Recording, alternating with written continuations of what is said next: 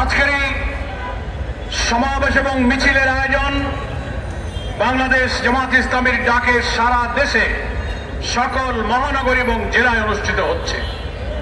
কিন্তু কেন আমরা আজকে বিক্ষোভের ডাক দিয়েছি?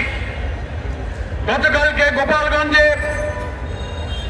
জুলাই বিপ্লবের অন্যতম নায়ক সেই সব নেতৃত্বদের দ্বারা গঠিত এনসিপির পূর্ব ঘোষিত পদযাত্রা এবং সমাবেশের উপরে প্রকাশ্য দিবালোকে ফ্যাসিবাদীদের যে হামলা হয়েছে, প্রশাসনকে, জাতিকে, জনগণকে বিস্মিত করে যে ঘটনা গোপালগঞ্জ ঘটেছে, তার বিরুদ্ধে জামাত ইসলামী আজকে সারা দেশে বিক্ষোভের ডাক দিতে বাধ্য হয়েছে।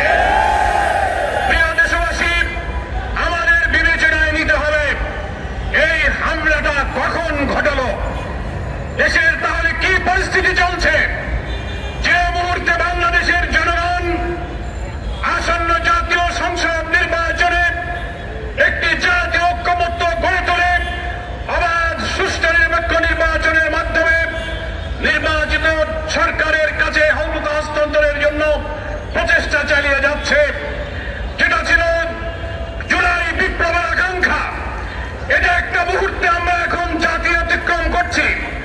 অপরদিকে আগামী পরশুদিন 19শে জুলাই ইতিহাসের সর্ববৃহৎ জাতীয় মহাসমাবেশ হবে সোহরাওয়ার্দী উদ্যানে।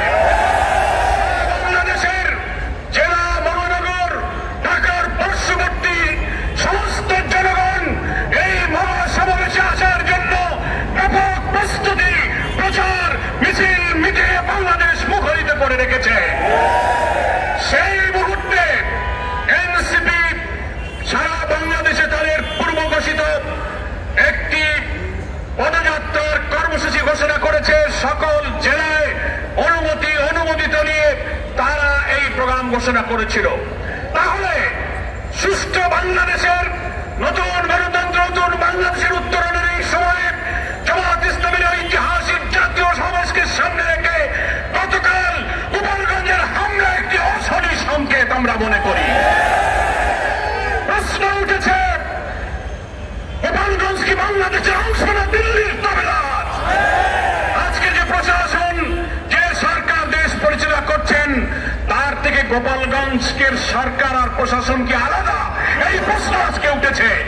তা না হলে দিন 11টা 12টার সময় সারা ভিডিওতে দেখা যাচ্ছে অস্ত্র শস্ত্র উঁচিয়ে বোমাবাজি করে আগুন দিয়ে মঞ্চ ভেঙে ডিসি এসপি অফিস ভেঙে চুড়ে যেভাবে নাক্কারজনক নারকীয় ঘটনা হয়েছে, তাহলে পূর্বের অনুমতি সরকারের গোয়েন্দা সংস্থা, জেলা প্রশাসন, পুলিশ প্রশাসনকে আগে জানাবার পর তারা কি ব্যবস্থা নিয়েছেন, এই প্রশ্ন জাতির সামনে উঠেছে।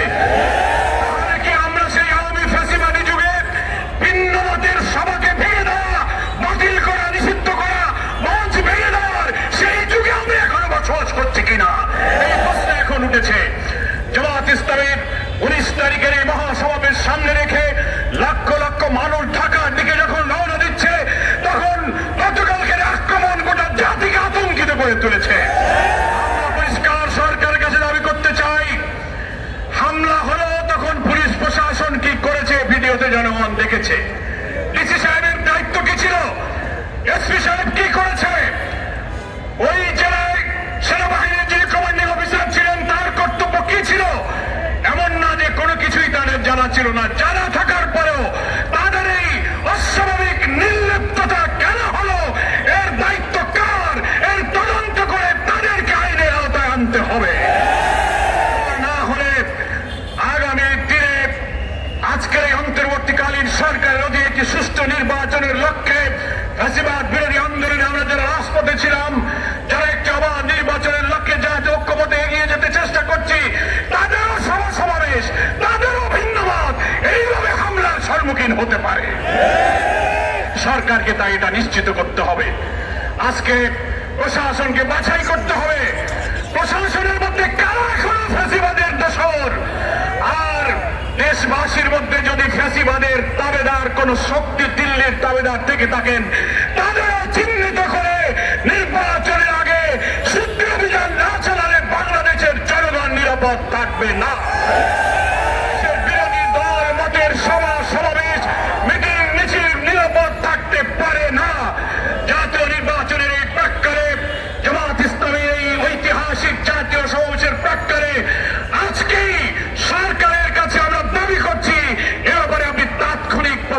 গ্রহণ করুন।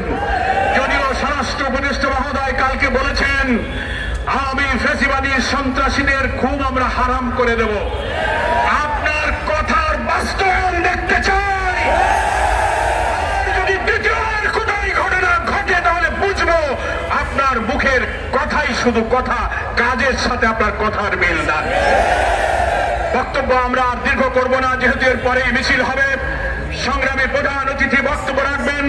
দেশবাসীকে সচেতন ভাবে জাতি যে আজ দুই দিকে ভাগ হয়ে গেল, একদিকে ফ্যাসিবাদের দোসর দুর্নীতিবাজ লুটপাট জনবাদ সন্ত্রাসী, আর একদিকে সত্যের পক্ষে ফ্যাসিবাদ বিরোধী সংগ্রামের নিবেদিত জনতা, দুই ভাগে জাতি ভাগ হয়ে গেছে। আসুন জাতীয় ঐক্যের চেতনা সামনে রেখে আগামী দিনে আমরা একটি অবাধ নিরপেক্ষ নির্বাচন, গণতন্ত্র, একটি কল্যাণ রাষ্ট্র গঠনের লক্ষ্যে সামনে এগিয়ে যাই।